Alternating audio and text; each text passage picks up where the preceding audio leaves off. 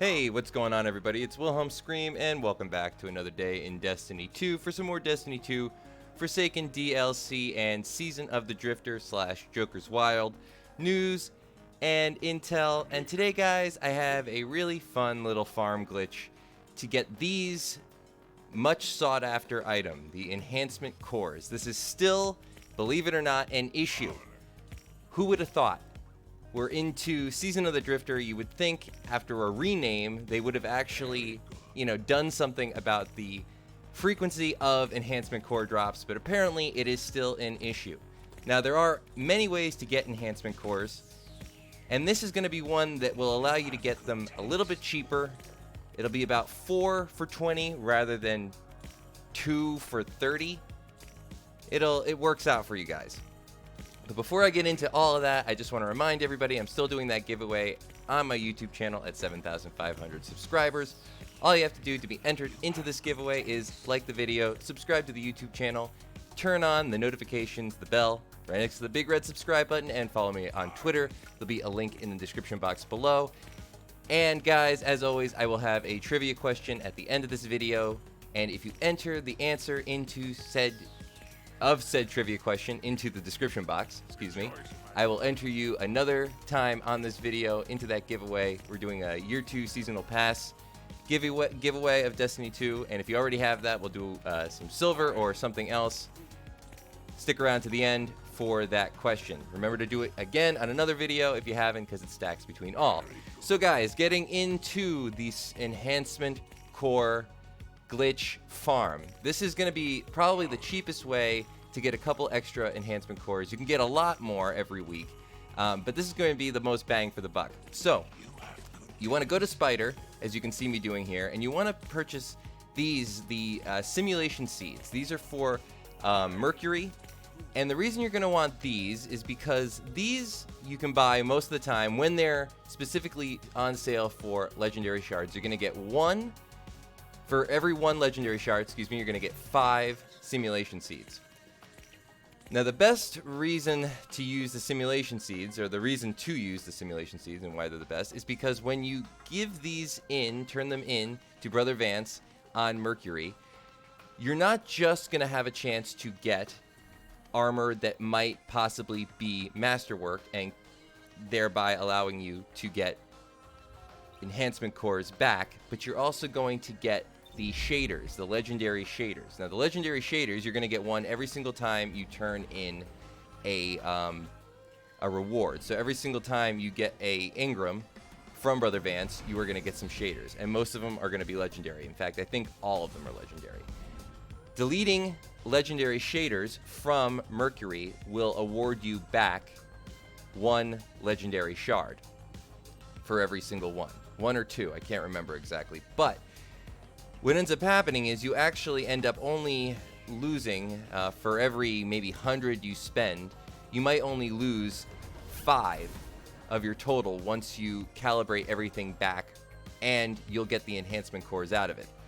So you essentially end up spending about 5 legendary shards per enhancement core. Now, it can take a little while, but that is generally the crossover. So you'll get 4 for 20.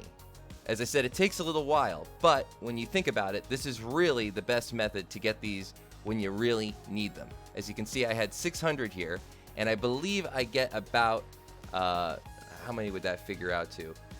Well, you can do the math. I'm not going to do it, but I got plenty of legendary shards or enhancement cores, and you could also get mod components on occasion. And both of these things, though mod components are not quite as sought after at this point, are good to have when you need them. So I want you to go out there and give this a try yourselves, and leave a comment in the comment section if you find this to still be the best method. This has actually been around for quite some time. I'm certainly not the first person to find this, and this is certainly not the first time I've done a video on it. Actually, I don't know if I definitely did one before about this, but it was before the current season. It's surprising to me, and I've seen a lot of things online on Twitter specifically addressing this, and Bungie says they are going to be addressing it come the season of, or the festival of whatever, the spring season festival. There's going to be something in a change to that. I think Banshee 44 is going to be giving away a bounty that will allot enhancement cores, but I think it's going to be one enhancement core. I'm not really sure how big an effect that is going to be.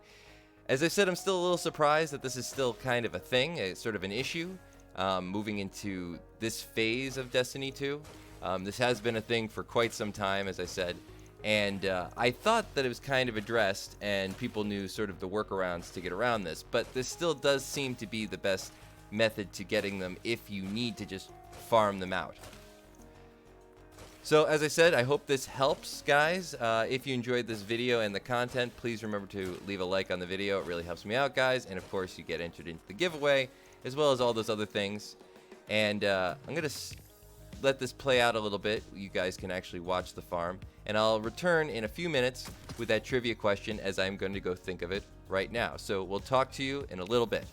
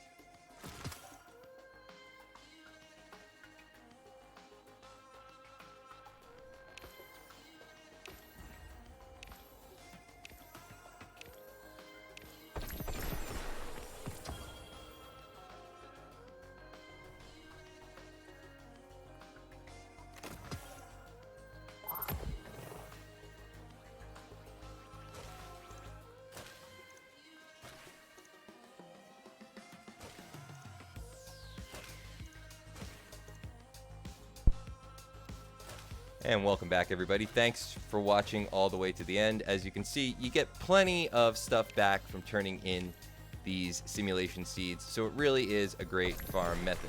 But on to the trivia question. So this is going to be kind of a two-part question today, as some of these are in the past. But so the question is going to be related to an actor. Now, this actor turned down roles in apparently Lord of the Rings and the Matrix trilogy, and would later go on to star in a very forgettable fantasy movie called The League of Extraordinary Gentlemen. Now, that's part one. The part one is, who is that actor who turned down roles in the Matrix trilogy and Lord of the Rings, but would later regret it and go on to star in League of Extraordinary Gentlemen? Not a great decision. That's part one of the question, who's the actor? Part two is, what science fiction movie was he previously in early in his career where his costume left very little to be imagined? So, part 1 is who's the actor. Part 2 is what is that movie.